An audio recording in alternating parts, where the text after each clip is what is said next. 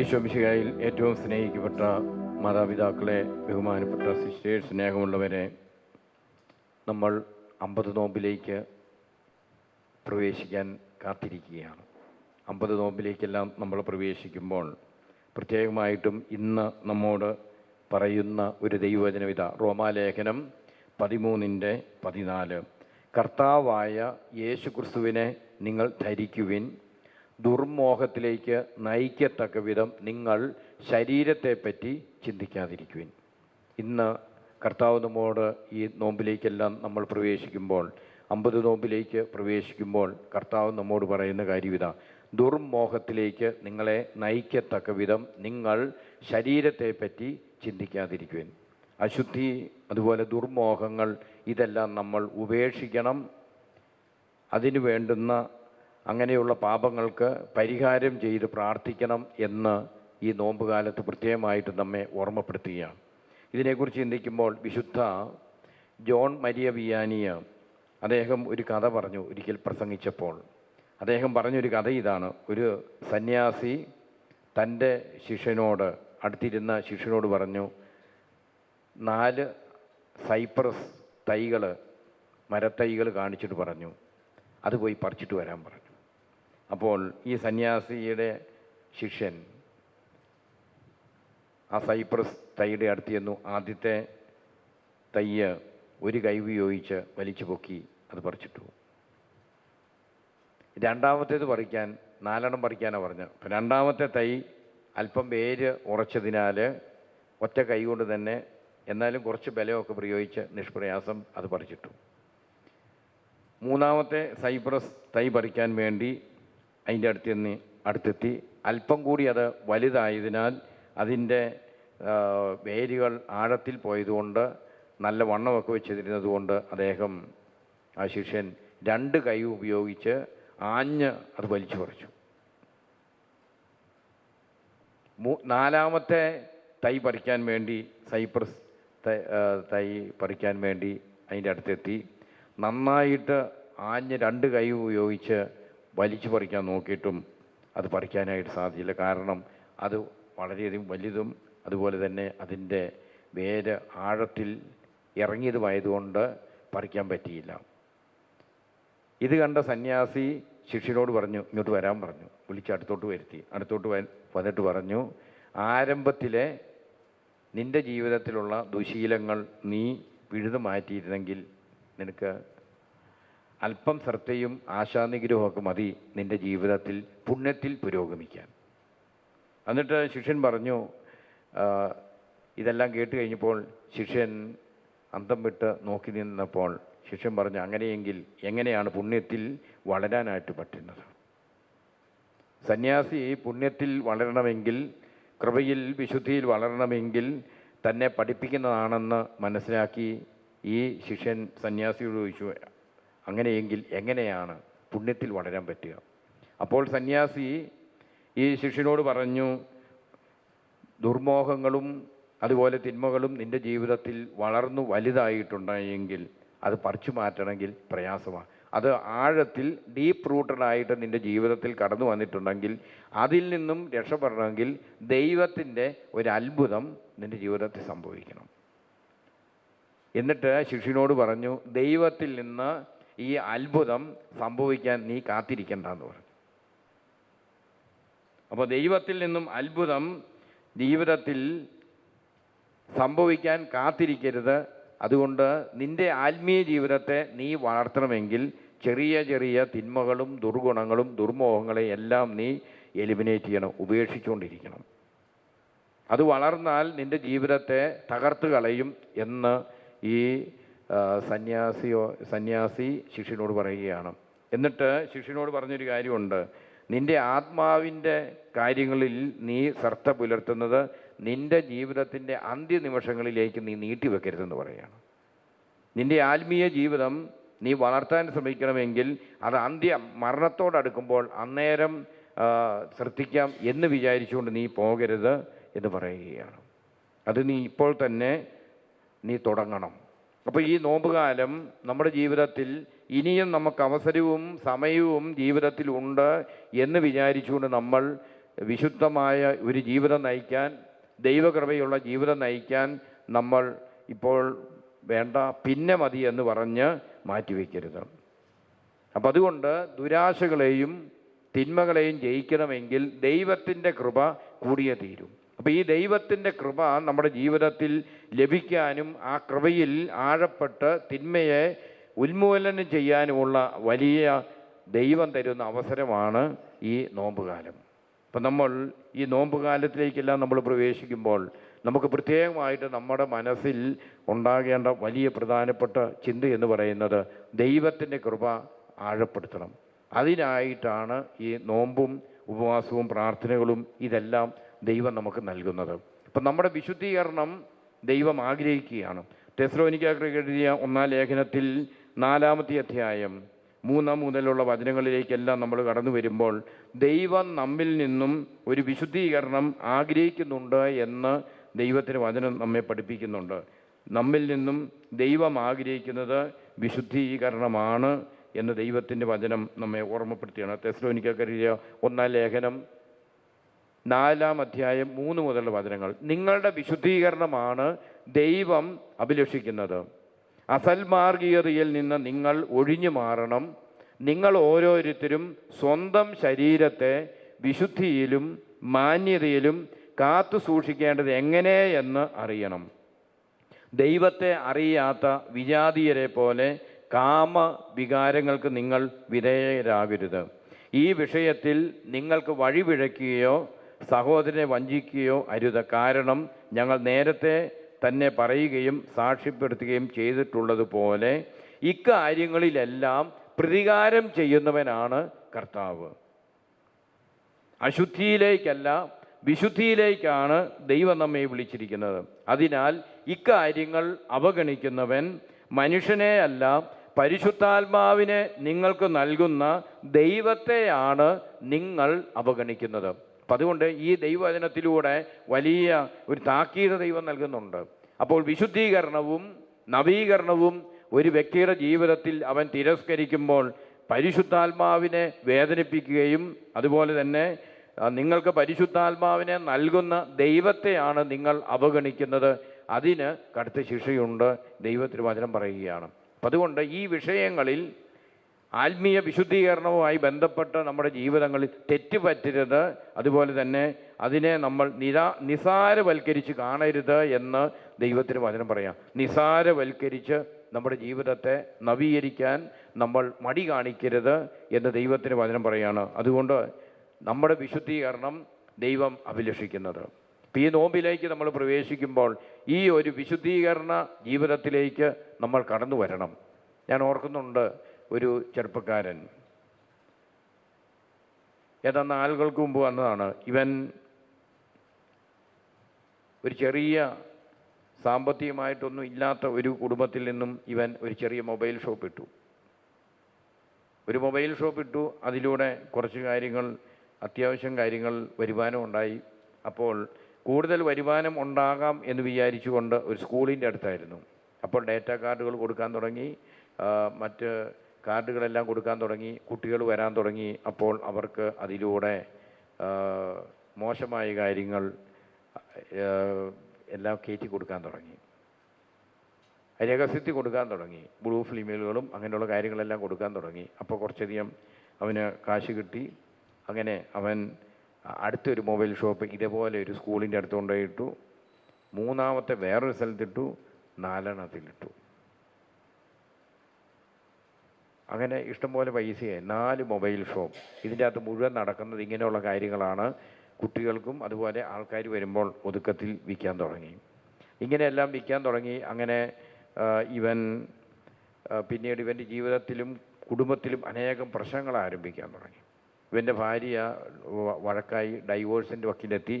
അങ്ങനെ സമാധാനം വീട്ടിലില്ലാതെ വന്ന ആ സാഹചര്യത്തിൽ ഇവൻ്റെ ഒരു കൂട്ടുകാരൻ പറഞ്ഞു, നീ ഇങ്ങനെ പോയാൽ ശരിയാകില്ല, നീ എവിടെയെങ്കിലും പോയി നീ ഒന്ന് കണ്ട് അച്ഛന്മാരോട് സംസാരിക്കണം എന്ന് പറഞ്ഞ് അങ്ങനെ ഇവൻ നിരാശപ്പെട്ടും അതുപോലെ തന്നെ ആത്മഹത്യ ചെയ്യണമെന്നെല്ലാം ചിന്തിച്ച് ഇങ്ങനെ കഴിയുന്ന ഒരു നാളുകൾ. ഇവൻ്റെ കുടുംബം ഡൈവോഴ്സായി. സാമ്പത്തികമുണ്ട്, പക്ഷേ ഡൈവോഴ്സിൻ്റെ വക്കിലെത്തി.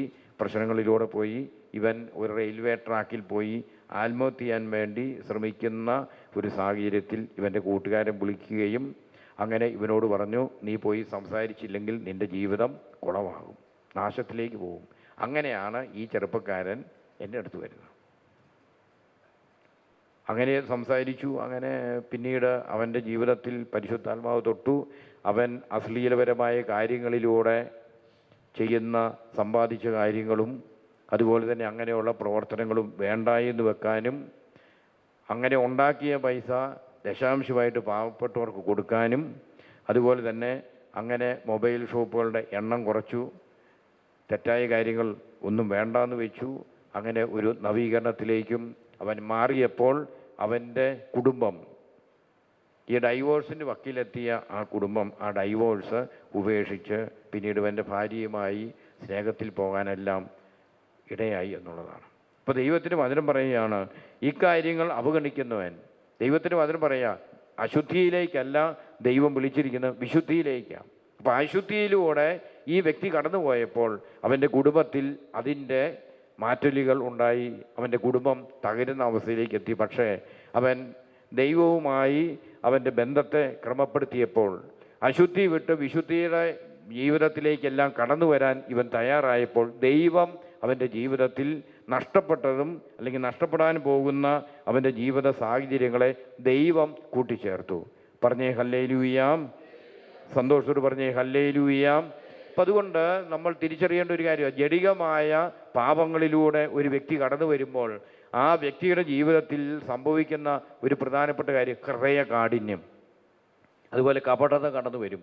ഹൃദയ കാഠിന്യവും കപടതയും ഒരു വ്യക്തിയുടെ ജീവിതത്തിൽ അശുദ്ധമായ ജഡിക പാപങ്ങളിലൂടെ കടന്നു പോകുമ്പോൾ അവൻ്റെ ജീവിതത്തിൽ സംഭവിക്കും. അപ്പോൾ അവൻ്റെ ജീവിതത്തിൽ പിന്നീട് സാത്താൻ്റെ പ്രവർത്തനങ്ങളായിരിക്കും. സാത്താൻ തിന്മയുടെ പ്രവർത്തനങ്ങൾ അവൻ്റെ ജീവിതത്തിലുണ്ടാകും. ആത്മീയമായ കാര്യങ്ങൾ ഹൃദയം കഠിനമായി പോകുമ്പോൾ തിരിച്ചറിയാൻ പറ്റാതെ വരും. അതുകൊണ്ടാണ് വിശുദ്ധ ജെറോം പറയുന്നുണ്ട്, ഇങ്ങനെയുള്ള ജഡിക പാപങ്ങളിൽ വീഴുന്ന ഒരുവനെ രക്ഷപ്പെടുത്തുക അസാധ്യമെന്ന് പറയുകയാണ്. അവൻ്റെ ജീവിതത്തെ അതിൽ നിന്നും വിടുവിക്കാൻ വളരെയധികം വിഷമമായ കാര്യമാണ് എന്ന് പറയുകയാണ്. വിശുദ്ധ തോമസ് അക്വീനാസ് പറയുന്നുണ്ട്, മറ്റു പാപങ്ങളെക്കാൾ പിശാചിന് ഏറ്റവും ഇഷ്ടപ്പെട്ട പാപം എന്ന് പറയുന്നത് ജഡിക പാപങ്ങളാണ്. ഇതിൽ നിന്നും രക്ഷ പ്രാപിക്കാതിരിക്കാൻ പിശാച് സർവ്വ തന്ത്രങ്ങളും പ്രയോഗിക്കും എന്ന് ദൈവത്തിൻ്റെ വചനത്തെ എല്ലാം മനസ്സിലാക്കിയ ഈ വിശുദ്ധൻ പറയുകയാണ്. പിശാച് സർവ്വ തന്ത്രങ്ങളും ഇറക്കും ഒരു വ്യക്തി തൻ്റെ ജഡിക പാപങ്ങളിൽ നിന്നും വിടുതൽ പ്രാപിക്കാതിരിക്കാൻ. വിശുദ്ധ ക്ലെമൻറ്റും പറയുന്നുണ്ട്, ജഡിക പാപത്തെ പൊറുക്കാത്ത പാപമെന്ന് അതുകൊണ്ട് ഈ വിശുദ്ധൻ വിളിക്കുന്നത് അങ്ങനെയാണ്. വിശുദ്ധ ആഗസ്തീനോസ് ഇതിനെക്കുറിച്ചും ജഡിക പാപത്തെക്കുറിച്ച് പറഞ്ഞു വയ്ക്കുന്നുണ്ട്. അദ്ദേഹത്തിൻ്റെ ഏറ്റുപറച്ചിൽ കൺഫെഷൻസ് എന്നതിൽ പറയുന്നുണ്ട്, വഴുവഴുപ്പുള്ള വഴിയിലൂടെ ഇരുട്ടത്ത് നടക്കുന്നവർ വീഴാതിരിക്കുമോ?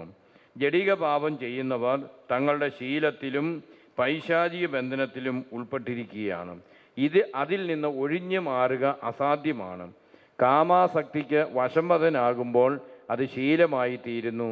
ഇതിനെ ശക്തമായി തടയുന്നില്ലെങ്കിൽ അത് സ്വാഭാവികമായ ഒരാവശ്യം എന്ന പോലെ ആയിത്തീരുന്നു. കഴുകൻ ശവം തിന്നാൻ തുടങ്ങിയാൽ പിന്നെ വേട്ടക്കാരൻ കഴുകനെ വെടിവെച്ച് കൊല്ലുന്നതുവരെ അതിനെ വിട്ടുപേക്ഷിക്കുകയില്ല.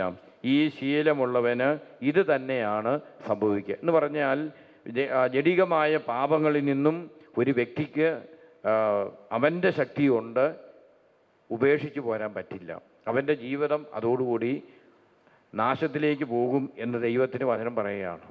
അതുകൊണ്ടാണ് റോമാലേഖനത്തിൽ 13-ാമത്തെ അധ്യായം 13-14 വചനങ്ങളിൽ വചനം ഇങ്ങനെ പഠിപ്പിക്കുന്നുണ്ട്, സുഖലോലുപത, മദ്യലഹരി, അതുപോലെ തന്നെ അവിഹിത വേഴ്ചകൾ, വിഷയാസക്തികൾ, കലഹങ്ങൾ, അസൂയ, ഇതിൽ നിങ്ങൾ വ്യാപരിക്കരുത് എന്ന് ദൈവത്തിന് വചനം പറയുകയാണ്. അപ്പോൾ ജഡിക പാപങ്ങൾ വിഷയാസക്തികളിലും സുഖലോലുപതയിലും മദ്യലഹരിയിലും അസൂയയിലും കലഹങ്ങളിലും നിങ്ങൾ വ്യാപരിക്കരുത്. അങ്ങനെ വ്യാപരിക്കുന്ന ഒരു വ്യക്തിക്ക് അതിൽ നിന്നും വിടുതൽ പ്രാപിക്കാൻ ദൈവത്തിൻ്റെ പ്രത്യേക സഹായം ആവശ്യമുണ്ട് എന്ന് വചനം പറയുകയാണ്. റോമാലേഖനം 13-14 അതുകൊണ്ട് വചനം പറയും, നിങ്ങൾ കർത്താവായ യേശുവിനെ നിങ്ങൾ ധരിക്കണം. യേശു നിൻ്റെ ജീവിതത്തിൻ്റെ ഒരു എന്താണ് വസ്ത്രം പോലെയായി മാറണമെന്നാണ് പറഞ്ഞത്. ധരിക്കണം എന്ന് പറഞ്ഞാൽ നമുക്കറിയാം വസ്ത്രം ധരിക്കാനല്ലേ പറയുന്നത്. അപ്പോൾ ആത്മാവിൽ കൃപാവരങ്ങൾ ഭരിക്കണം, യേശുവിനെ ധരിക്കണം എന്ന് പറഞ്ഞാൽ അതാണ്. ആത്മാവിൽ ദൈവത്തിൻ്റെ സാന്നിധ്യം, യേശുവിൻ്റെ സാന്നിധ്യം, കൃപയുടെ സാന്നിധ്യം ജീവിതത്തിൽ വളർത്തിക്കൊണ്ട് വരണം. അത് നഷ്ടപ്പെട്ട് കഴിഞ്ഞാൽ ഒരു വ്യക്തി നവീകരിക്കപ്പെടാൻ എളുപ്പമല്ല. നമുക്കറിയാം ഇന്ന് അനേകം വ്യക്തികളുടെ ജീവിതത്തിൽ ആത്മീയതയിൽ നിന്ന് അകന്നു പോകാനുള്ള കാരണം എന്താ? എത്ര ഉപദേശിച്ചാലും ഒരു വ്യക്തി തിരിച്ചു വരാത്തതിന് കാരണം എന്താ? അവൻ്റെ ജീവിതത്തിൽ യേശുവിൻ്റെ കൃപാവരത്തിൻ്റെ പ്രസാദവരത്തിൻ്റെ വസ്ത്രം നഷ്ടപ്പെട്ടു. അപ്പോൾ യേശുവിൻ്റെ പ്രസാദവരത്തിൻ്റെ വസ്ത്രം ഒരു വ്യക്തിയുടെ ജീവിതത്തിൽ വീണ്ടും നിറയുമ്പോഴാണ്, ആ വസ്ത്രം ധരിക്കുമ്പോഴാണ് അവനിൽ നിന്നും തിന്മകൾ വിട്ടുപോകുന്നത്, ജഡികാസക്തികൾ, അശുദ്ധികൾ വിട്ടുപോകുന്നത്. അപ്പോൾ യേശുവിൻ്റെ സാന്നിധ്യം ഒരു വ്യക്തിയുടെ ജീവിതത്തിൽ കൃപയായി പ്രസാദപരമായി കടന്നു വരുമ്പോൾ അശുദ്ധി അവൻ്റെ ജീവിതത്തിൽ നിന്ന് പോകും. അപ്പോൾ ഈ അശുദ്ധി വിട്ടുപോകണം. അതുകൊണ്ടാണ് ജ്ഞാനത്തിൻ്റെ പുസ്തകത്തിൽ 8-ാമത്തെ അധ്യായം 21-ാമത്തെ വചനം, നമ്മുടെ വചനം ഇങ്ങനെ പഠിപ്പിക്കുന്നുണ്ട്: ദൈവം തരുന്നില്ല എങ്കിൽ ശുദ്ധിയുള്ളവനായിരിക്കാൻ എനിക്ക് സാധ്യമല്ല. ഇതറിഞ്ഞപ്പോൾ ഞാൻ ദൈവത്തിൻ്റെ പക്കലേക്ക് പോവുകയും ദൈവത്തോട് അപേക്ഷിക്കുകയും ചെയ്തു. ഇപ്പം ദൈവത്തോട് അപേക്ഷിക്കുകയാണ്. ഇപ്പം ദൈവം തരുന്നില്ല എങ്കിൽ ഒരുവന് ശുദ്ധി ഉള്ളവനായിരിക്കാൻ പറ്റിയില്ല. അപ്പം ഇതറിഞ്ഞപ്പോൾ ഞാൻ ദൈവത്തിൻ്റെ അടുത്തേക്ക് പോവുകയും ദൈവത്തോട് അപേക്ഷിച്ചു. എന്ത്?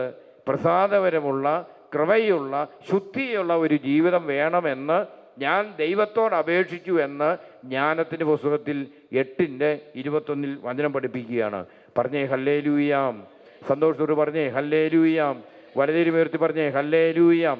അപ്പോൾ ഈ നോമ്പ് കാലത്ത് നമ്മൾ തിരിച്ചറിയേണ്ട കാര്യം ഇതാ. ജ്ഞാനം 8:21, ദൈവം തരുന്നില്ല എങ്കിൽ, ദൈവം കൃപ തരുന്നില്ല എങ്കിൽ നമുക്ക് ശുദ്ധിയുള്ളവനായിരിക്കാൻ പറ്റില്ല.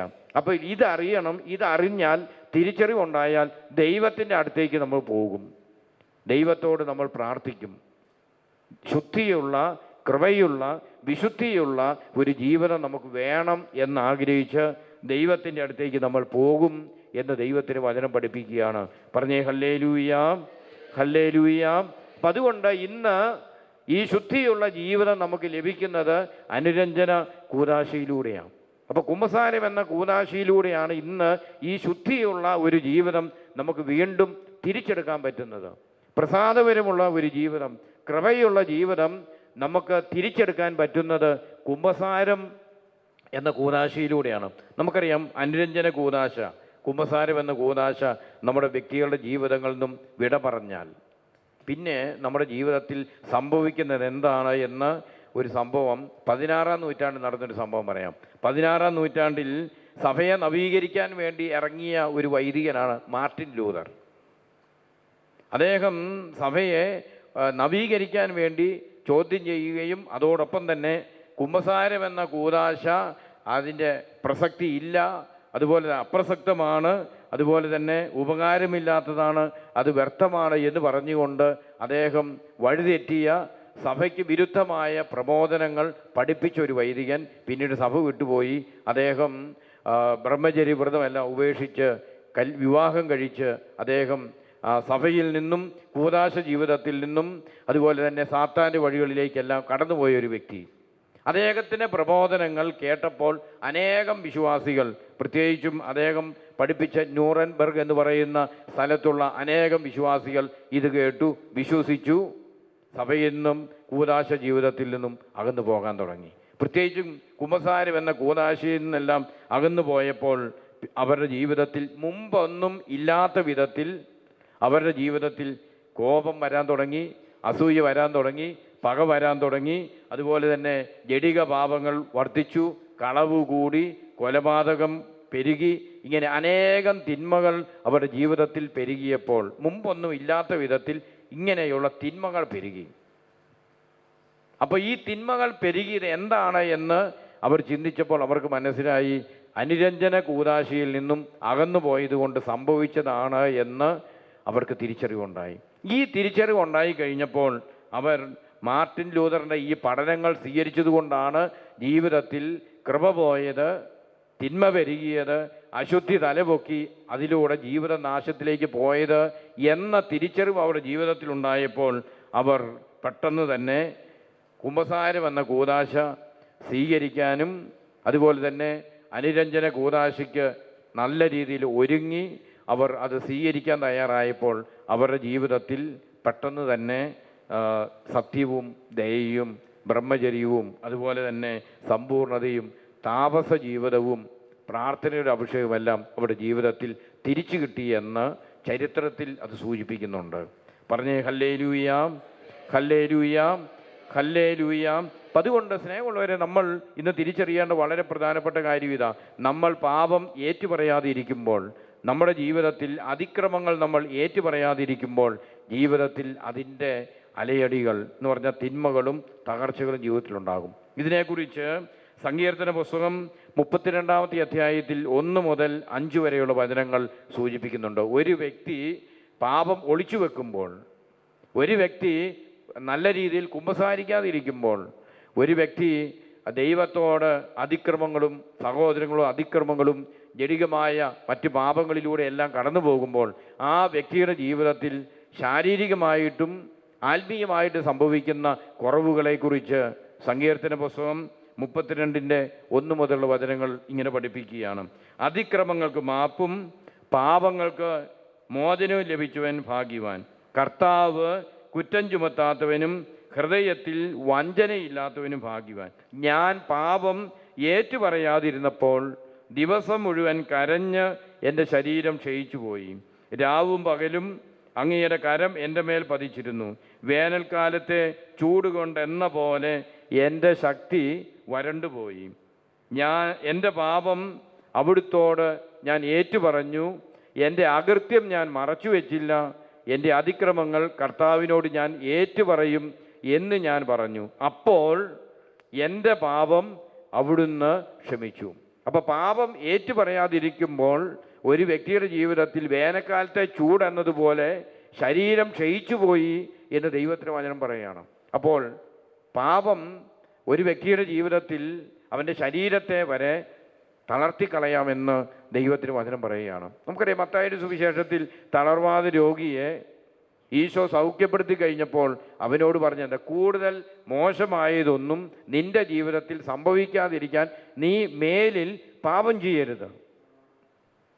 അപ്പോൾ പാപം ഒരു വ്യക്തിയുടെ ജീവിതത്തിൽ ശാരീരികമായ രോഗപീഠകളിലേക്ക് വരെ നയിക്കുമെന്ന് ഈശോ പറയുക. അതാണല്ലോ സൈക്കോ സൊമാറ്റിക് ഡിസീസ് എന്ന് സൈക്കോളജിസ്റ്റ് വരെ പറയാറുണ്ടല്ലോ. ഒരു വ്യക്തിയുടെ ജീവിതത്തിൽ മാനസികമായ അസ്വസ്ഥതകളും അവൻ്റെ ജീവിതത്തിൽ പാപം അവൻ്റെ ജീവിതത്തിൽ കടന്നു വരുമ്പോൾ അത് അവൻ്റെ ജീവിതത്തിൽ ശരീരത്തിന് പല രോഗങ്ങൾക്ക് വരെ കാരണമാകുമെന്ന് ശാസ്ത്രം വരെ തെളിയിച്ചിരിക്കുന്ന കാര്യമാണ്. അപ്പം അതുകൊണ്ട് സ്നേഹമുള്ളവരെ, നമ്മൾ ഈ നോമ്പിലേക്ക് നമ്മൾ പ്രവേശിക്കുമ്പോൾ നമ്മുടെ ജീവിതത്തിൽ പ്രത്യേകമായിട്ട് നമ്മൾ ചിന്തിക്കേണ്ടതും അതുപോലെ തന്നെ തിരിച്ചറിയേണ്ടതുമായിട്ടുള്ള ഒരു യാഥാർത്ഥ്യം എന്ന് പറയുന്നത്, നമ്മൾ നമ്മുടെ പാപം ഏറ്റുപറയുമ്പോൾ, ദുർമോഹങ്ങൾ ജീവിതത്തിൽ നിന്ന് വിട്ടുപോകുമ്പോൾ ഒരു വ്യക്തിയുടെ ജീവിതത്തിൽ 3 കാര്യങ്ങൾ സംഭവിക്കും. ദുർമോഹങ്ങൾ ഉപേക്ഷിക്കുമ്പോൾ, അതുപോലെ തന്നെ ജഡിക പാപങ്ങളിൽ നിന്നും വിടുതൽ പ്രാപിക്കുമ്പോൾ, തിന്മ വിട്ടുപോകുമ്പോൾ ഒരു വ്യക്തിയുടെ ജീവിതത്തിൽ 3 കാര്യങ്ങൾ. യെശയ്യാ പ്രവാചകന്റെ പുസ്തകം 59-ാമത്തെ അധ്യായം 20ഉം 21ഉം തിരുലിഖിതങ്ങൾ വചനം ഇങ്ങനെ പഠിപ്പിക്കുകയാണ്: കർത്താവ് അരുളി ചെയ്യുന്നു, സിയോനിലേക്ക് തിന്മകളിൽ നിന്ന് പിന്തിരിഞ്ഞ യാക്കോബിൻ്റെ സന്തതികളുടെ അടുത്തേക്ക് കർത്താവ് രക്ഷകനായിട്ട് വരും. വീണ്ടും വചനം പഠിപ്പിക്കുന്ന ഇങ്ങനെയാണ്: കർത്താവ് അരുളി ചെയ്യുന്നു, ഞാൻ അവരുമായി ചെയ്യുന്ന ഉടമ്പടി ഇതാണ്, നിന്റെ മേലുള്ള എൻ്റെ ആത്മാവും നിന്റെ ആദരങ്ങളിൽ ഞാൻ നിക്ഷേപിച്ച വചനങ്ങളും നിൻ്റെയോ നിന്റെ സന്താനങ്ങളുടെയോ അവരുടെ സന്താനങ്ങളുടെയോ ആദരങ്ങളിൽ നിന്ന് ഇനിയൊരിക്കലും അകന്നു പോകുകയില്ല. കർത്താവാണ് ഇത് അരുൾ ചെയ്യുന്നത്.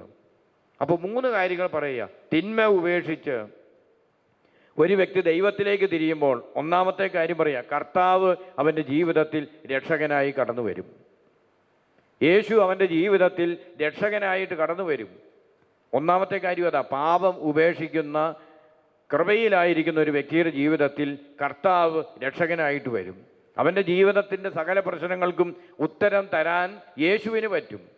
അവൻ്റെ ജീവിതത്തിൻ്റെ പ്രതിസന്ധികൾ എടുത്തു മാറ്റാൻ യേശുവിന് പറ്റും. അതുകൊണ്ട് ഒന്നാമത്തെ കാര്യം, ഒരു വ്യക്തി തൻ്റെ ജീവിതത്തെ നവീകരിക്കണം. നവീകരിക്കുമ്പോൾ യേശു അവൻ്റെ ജീവിതത്തിൽ രക്ഷകനായിട്ട് വരും. രണ്ടാമത്തെ കാര്യമെന്ന് പറയുന്നത് ദൈവത്തിൻ്റെ വചനം ഉടമ്പടി ചെയ്തു എന്ന് പറയുകയാണ്. ഈശോ പറയാം, ഞാൻ നിങ്ങളോട് അരുളി ചെയ്യുന്നു എന്നിട്ട് പറയുകയാണ്, നിൻ്റെ മേലുള്ള എൻ്റെ ആത്മാവിനെ നിൻ്റെ സന്തതികളുടെ മേൽ, അവരുടെ സന്തതികളുടെ മേൽ നിന്ന് എൻ്റെ ആത്മാവിനെ ഞാൻ പിൻവലിക്കുകയില്ല. അപ്പം ദൈവത്തിൻ്റെ പരിശുദ്ധാത്മാവ് വിശുദ്ധീകരിക്കപ്പെടുന്ന ഒരു വ്യക്തിയുടെ ജീവിതത്തിൽ മാത്രമല്ല, അവൻ്റെ മേലും അവൻ്റെ സന്തതികളുടെ മേലും തലമുറകളുടെ മേലും ദൈവത്തിൻ്റെ ആത്മാവിൻ്റെ ഒരു അഭിഷേകമുണ്ട്. ആത്മാവ് വിട്ടുപോകാതെ അവൻ്റെ കുടുംബത്തിൽ തലമുറകളുടെ മേൽ പരിശുദ്ധാത്മാവിൻ്റെ പ്രവർത്തനം ഉണ്ടാകും എന്ന് ദൈവത്തിൻ്റെ വചനം രണ്ടാമത് പറയുക. മൂന്നാമത്തെ കാര്യം, ദൈവത്തിൻ്റെ വചനം നിൻ്റെ മേലും നിൻ്റെ കുടുംബത്തിൻ്റെ മേലും തലമുറകളുടെ മേലും ദൈവത്തിൻ്റെ വചനത്തിൻ്റെ ഒരു അഭിഷേകം ഉണ്ടാകും എന്ന് പറയുക. തലമുറകളുടെ മേൽ ദൈവത്തിൻ്റെ വചനത്തിൻ്റെ അഭിഷേകം. വചനം ക്രിസ്തുവാണ് നമുക്കറിയാം. അപ്പോൾ വചനമായ ക്രിസ്തുവിൻ്റെ സാന്നിധ്യം നിൻ്റെ തലമുറകളുടെ മേൽ, നിൻ്റെ കുടുംബത്തിന് മേൽ, തലമുറകളുടെ മേൽ ഉണ്ടാകും എന്ന് ദൈവത്തിന് വചനം പറയുകയാണ്. അപ്പോൾ ഒരു നിസാരമല്ല ഒരു വ്യക്തി വിശുദ്ധീകരിക്കപ്പെടുന്നത്. ഒരു വ്യക്തി വിശുദ്ധീകരിക്കപ്പെടുമ്പോൾ അതിനെ നിസാരമായി നമ്മൾ കരുതരുത്. ഒരു വ്യക്തി നോമ്പ് നോക്കുമ്പോൾ, നോമ്പിൽ പ്രാർത്ഥിക്കുമ്പോൾ, അവൻ ഉപവാസമെടുത്ത് പ്രാർത്ഥിക്കുമ്പോൾ, പാപത്തെ നിർമ്മാർജ്ജനം ചെയ്യുമ്പോൾ, കുമ്പസാരിക്കുമ്പോൾ അവൻ്റെ ജീവിതത്തിൽ അതിലൂടെ വലിയ 3 കൃപകളാണ്. യേശുവിൻ്റെ സാന്നിധ്യം, രക്ഷകനായ യേശു അവൻ്റെ ജീവിതത്തിൽ കൂടെ ഉണ്ടാകും. അവൻ്റെ തലമുറകൾ പരിശുദ്ധാത്മാവ് നയിക്കപ്പെടുന്നതായിട്ട് മാറും. അവൻ്റെ തലമുറകൾ വചനത്താൽ, ക്രിസ്തുവിനാൽ പ്രകാശിതമായ ഒരു കുടുംബമായിട്ടത് മാറുമെന്ന് ദൈവത്തിന് വചനം പഠിപ്പിക്കുകയാണ്. അതുകൊണ്ട് നമ്മൾ ഈ നോമ്പ് കാലത്തിലേക്കെല്ലാം നമ്മൾ പ്രവേശിക്കുമ്പോൾ നമ്മൾ പുതിയ ഒരു അഭിഷേകത്തിന് വേണ്ടി പ്രാർത്ഥിക്കണം. ഈ നോമ്പ് കാലം ഒരു സമ്പൂർണമായ ഒരു നവീകരണം, ആത്മാവിലും മനസ്സിലും ശരീരത്തിലും ദൈവത്തിൻ്റെ ആത്മാവ് പ്രവർത്തിക്കുന്ന ഒരു ജീവിതമായി നമ്മുടെ ജീവിതങ്ങളെ മാറ്റാൻ നമുക്ക് പ്രത്യേകമായിട്ട് നമ്മൾ പരിശ്രമിക്കാം. അതുകൊണ്ട് ദുർമോഹത്തിലേക്ക് നയിക്കത്തക്ക വിധത്തിൽ നിങ്ങൾ ശരീരത്തെപ്പറ്റി ചിന്തിക്കാതിരിക്കുവിൻ. നിങ്ങൾ കർത്താവായ യേശു ക്രിസ്തുവിനെ ധരിക്കുവിൻ. ദൈവത്തിന് വചനം പഠിപ്പിക്കുകയാണ്.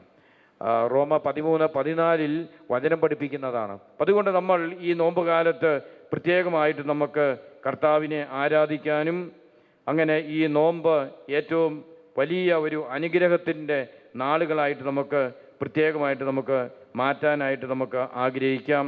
അങ്ങനെ നോമ്പ് കാലത്തിലൂടെ നമ്മൾ കടന്നു പോകുമ്പോൾ പരിശുദ്ധാത്മാവ് നമ്മുടെ ജീവിതത്തിൻ്റെ നായകനായിട്ട് മാറട്ടെ. 1 പത്രോസ് 3:15 അതുകൊണ്ട് വചനം ഇങ്ങനെ പഠിപ്പിക്കുന്നുണ്ട്, കർത്താവിനെ, ക്രിസ്തുവിനെ കർത്താവായി നിങ്ങളുടെ ഹൃദയത്തിൽ പൂജിക്കുവിൻ. 1 പത്രോസ് 3:15 ഈ നോമ്പ് കാലത്ത് പാപത്തെ ഉപേക്ഷിച്ച് കഴിയുമ്പോൾ ഒരു വ്യക്തി ചെയ്യേണ്ട കാര്യം പറയുകയാണ്. 1 പത്രോസ് 3:15 ക്രിസ്തുവിനെ കർത്താവായി നിങ്ങളുടെ ഹൃദയത്തിൽ പൂജിക്കുവിൻ. അപ്പോൾ പാപം ഒരു വ്യക്തിയുടെ ജീവിതത്തിൽ ഉണ്ടായെങ്കിൽ ക്രിസ്തുവിനെ കർത്താവായി ഹൃദയത്തിൽ പൂജിക്കാൻ പറ്റില്ല. 1 കോറിന്തോസ് 12:3 അതുകൊണ്ട് വചനം പറയുന്നുണ്ടല്ലോ, യേശുവിനെ കർത്താവായി ഒരു വ്യക്തിക്ക് പറയണമെങ്കിൽ പരിശുദ്ധാത്മാവ് മൂഹേന അല്ലാതെ പറ്റില്ല എന്ന് പറയുക. അപ്പം പരിശുദ്ധാത്മാവ് ജീവിതത്തിൽ കടന്നു വരണമെങ്കിൽ നവീകരിക്കണം. നവീകരിക്കപ്പെടുമ്പോൾ യേശുവിനെ കർത്താവായി ഒരു വ്യക്തിക്ക് വിളിക്കാൻ പറ്റും, ആദരിക്കാൻ പറ്റും, ആരാധിക്കാൻ പറ്റും, ഏറ്റുപറയാൻ പറ്റും. അതുകൊണ്ട് നമുക്ക് ഈ നോമ്പുകാലം ക്രിസ്തുവിനെ കർത്താവായി നമ്മുടെ ഹൃദയത്തിൽ തീഷ്ണതയോടെ പൂജിക്കാനുള്ള വലിയൊരു അഭിഷേകം, അതിനുവേണ്ടി നമുക്ക് പ്രാർത്ഥിക്കാം.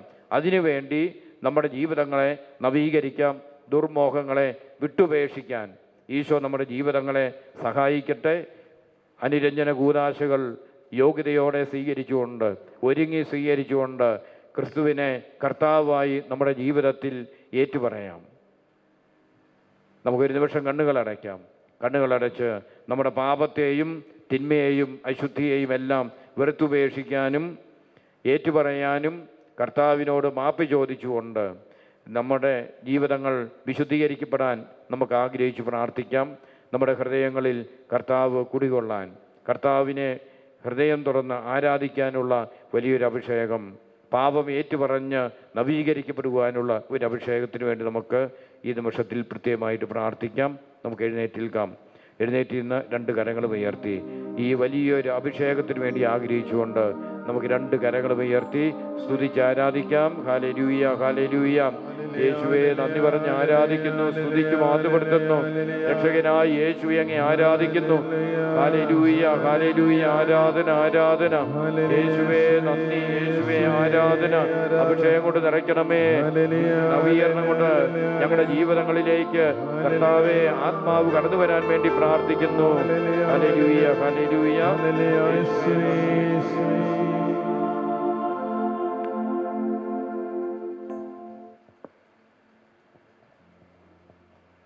നമുക്കെല്ലാവർക്കും സന്തോഷത്തോടും ഉത്സാഹത്തോടും അനുതാപത്തോടും ഭക്തിയോടും കൂടെ ഇന്ന് കർത്താവെ ഞങ്ങളുടെ മേൽ കരുണയുണ്ടാകണമേ എന്ന് അപേക്ഷിക്കാം.